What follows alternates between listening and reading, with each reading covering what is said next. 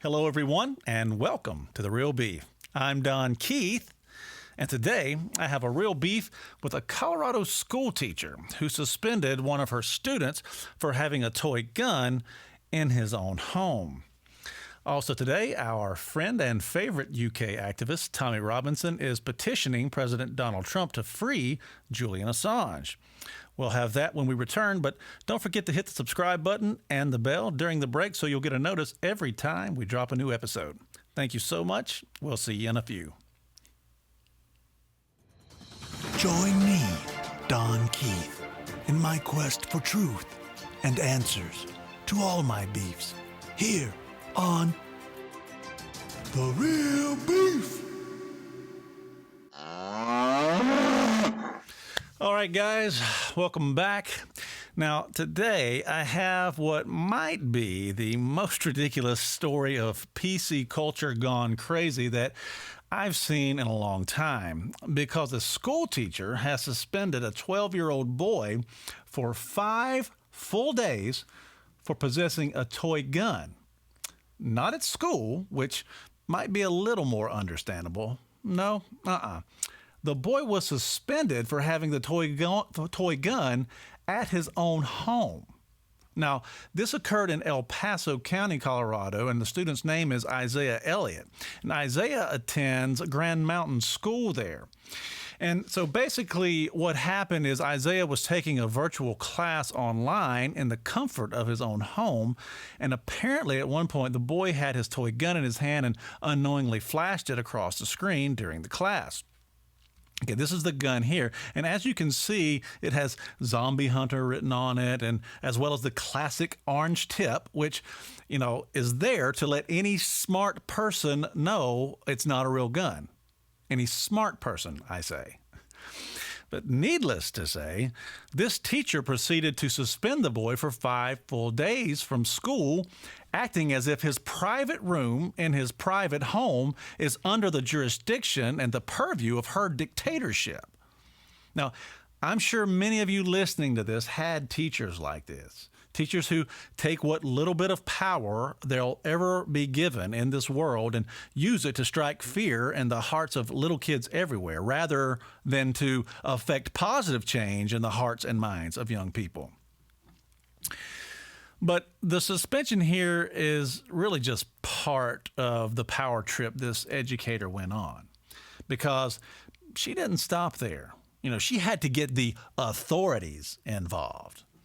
So the next thing you know is the police paid a visit to this kid's house to do a welfare check, meanwhile scaring the heck out of his entire family. But the kicker here is that the kid Isaiah, well, he happens to be black. And you would think with all that's going on in the world right now, rather than give this parents kids a phone call, which is what she should have done. You'd think that's what she should have done, if she thought the gun was real. But no, she decided to skip that step and have the police basically raid his home.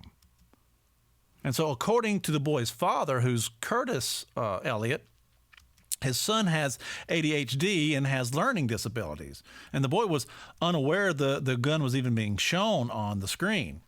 And referring to his son, the father said he was in tears when the cops came, and, he was scared, and we all were scared. I literally was scared for his life. Well, duh. I mean, who wouldn't be scared if cops came to their home out of the blue like that, questioning their son and, him having a gun? If I had to guess, this was probably some wacky leftist anti-gun nut school teacher. She's probably another Antifa or Black Lives Matter protester who just loves her some black people. Black Lives Matter. Power to the people. But the first time she sees a little black kid with a toy gun, she reports him to the cops rather than giving him the benefit of the doubt. But the school here is sticking to their guns and refusing to apologize. They're saying, we follow all school board policies, whether we are in-person learning or distance learning. We take the safety of all of our students and staff very seriously. Safety is always our number one priority. But my question is, isn't the mental health a part of safety for your students as well? I mean, shouldn't that be of concern too? So now this poor kid has to live with this experience and will probably only get the impression that, he'll always be judged for the color of his skin because of someone who claims to be a social justice warrior has just permanently seared that into his psyche. Liberal educators, the scourge of humanity. Folks, this is just a microcosm and another example of what happens when the government has too much control. They dictate what kind of toys your kids can even play with. And then they scare you into obeying and conformity using these types of fear tactics. I mean, this is at a time when we still have the Second Amendment. Imagine what would happen if they ever abolished that right. If they ever abolished, the Second Amendment.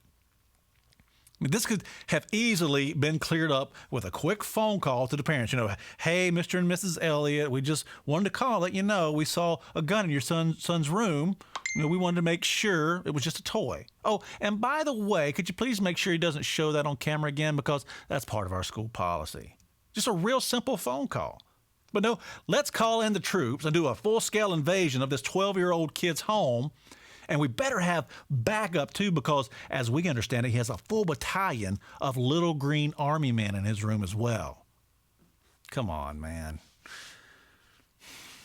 All right, moving on. So now I want to talk about Tommy Robinson and Julian Assange. Tommy is now petitioning President Donald Trump to free Julian Assange. Julian is this week going through the extradition hearing in the UK to determine whether or not he'll be sent to the United States, where he will likely be tried and most likely imprisoned for publishing classified information. Of course, Assange is the founder of WikiLeaks, which has for years been a thorn in the side of corrupt government officials and others due to their reporting, which has famously outed the corruption and nefarious activities of those entities, in many countries.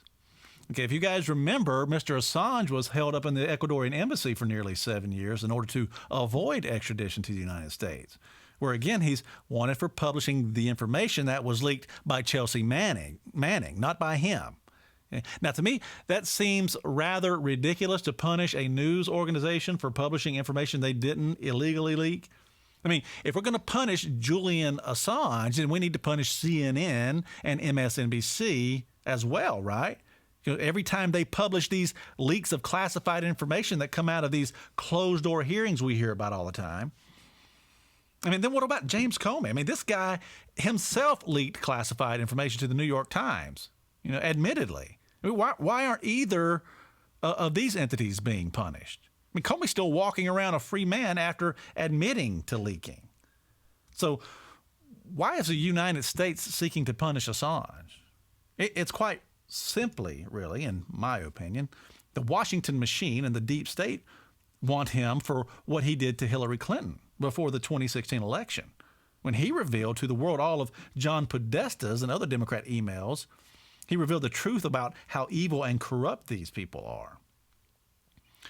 But the problem here really is that the U.S. government doesn't recognize WikiLeaks as a legitimate news outlet. So they don't believe the First Amendment or freedom of the press even applies here.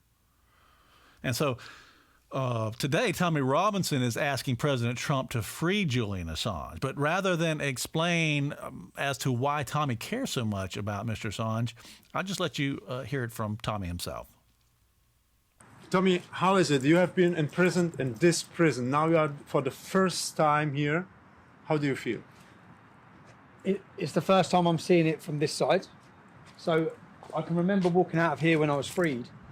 But when I was brought into this prison, I went into this jail and I left this jail and I only saw one other person, and that person was Julian Assange. And I spent 3 months in total isolation, seeing no one. Now I know the damaging effect that had on me for just 3 months. So Julian Assange, with being in the embassy, he spent over a year. This prison is the UK's maximum security jail. There are only murderers. The highest level of murderers and terrorists are in this prison. Julian Assange, when I was in, because I was totally separated in my own isolation wing, so I had my own prison on my own. And where I had an exercise yard at the back, I'd come out on the exercise yard in a courtyard over the back of the prison. For 30 minutes a day, I'd walk around. Julian Assange's window was there. So you could talk to him. So we could talk. We could talk from the square. Okay. He was not in the prison. When he was there, he was on the healthcare wing. So he wasn't allowed to do all the other things our prisoners. How is his constitution? How is his health? His mental state. So we had good discussions, but after speaking to staff and shouting, there was another window over here with someone in the hospital wing. After shouting, they said how his mental health has deteriorated. He was a mess, a total mess. Now, a total mess, breakdown, crying, but that's totally to be expected. I know, because I only spent 3 months here in total isolation, and isolation may sound easy. If you sit on, they know it's not. Yeah. And in fact, it's what I asked when I was in here. It's a fact. It's a medical fact that solitary confinement and isolation is mental torture. That's a fact. This man's committed no violence. He's not in here for a violent crime. He's not even proven to have committed a crime. Okay. He spent over a year. I hate to think the long-lasting effect that his sentence so far would have had on that man. He wouldn't be a human if he hadn't already been broken, and they know that. And that's why when you're talking about his life and mental torture, he needs to be freed. And I think it's great that you've come here as a German politician. I watched what happened with his case, and I expected Donald Trump to pardon him, to free him. I expected it. I think a lot of people expected it. Okay, so this is an appeal on Donald Trump. Free Julian Assange. Free Julian Assange, He's a political prisoner in a UK jail. And what is happening to him in that prison is not right. It's mental torture. And he has been forgotten as such. He's been forgotten. As I said, I remember shouting to him, I bring some baggage with what I do. But I remember saying, Julian, I'll organise people. I'll organise the British public to come out on the streets. But I know that the amount of mail he must receive, which the prison guards told me in there that he has his own room as well of support he gets. But it's no good getting support when you're locked in a cell with no. When I was talking to him, he saw no way out. That's what he was saying. They don't ever want him to see daylight again. Tommy, thank you very much. No, thank you. Thank you. Keep fighting. Yeah, thanks. You too. Okay, so that interview was courtesy of German politician and pundit Peter Bistron. So thank you, Mr. Bistron, for that. So you can understand after watching that why Tommy is passionate about Julian Assange, because they served time together at the same prison. But don't forget, Tommy was also wrongfully imprisoned for journalism when he simply reported on the court proceedings as they pertain to the trial of a Muslim grooming gang. Grooming gangs are, of course, what they're referred to as, but they're really predatory gangs of men, mostly Muslim, who prey on and sex traffic underage girls and boys throughout the United Kingdom. But you know, the subject of Julian Assange isn't one you see discussed by a lot of conservative commentators. Okay, commentators in general, really. Okay, most conservatives are really divided on this issue. You know, while most of us despise Chelsea Manning for leaking classified information that perhaps compromised sources and methods, you know, a great deal of us still believe that the Constitution and freedom of the press should protect a third party that revealed the information to the American people. But, you know, like I said, many conservatives won't touch the subject because they believe siding with Assange is going against President Trump. Now, I disagree here. I personally don't believe the president blames Julian Assange for any wrongdoing.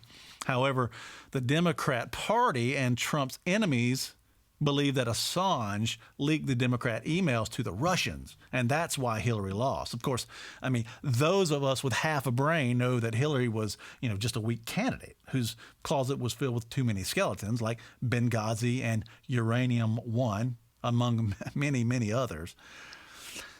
So the president is in a tough spot here, and I get that. You know, because if he pardons Assange, the Democrats will immediately say, see, we told you so. Trump is a Russian asset.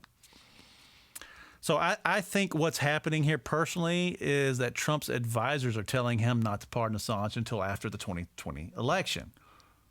And so I hope that that's the case, but I guess we'll see. But I am 100% with you here, Tommy Robinson, and I believe that Trump should free Julian Assange now as well. So here's hoping Mr. Trump will listen. But guys, that's going to do it for me today. But do me a favor, don't forget to subscribe before you go. Help me spread our message of American greatness and Western values. Just want to let you folks know as well, we drop a new episode every Tuesday and Thursday. But this week I'm headed on a much needed vacation, so we won't have a Thursday episode this week. However, we will be back the following Tuesday with a brand new episode. So I'll see you all back then. Thank you so much for your support. I'm Don Keith, and this has been The Real Beef. Join me, Don Keith, in my quest for truth and answers to all my beefs here on The Real Beef.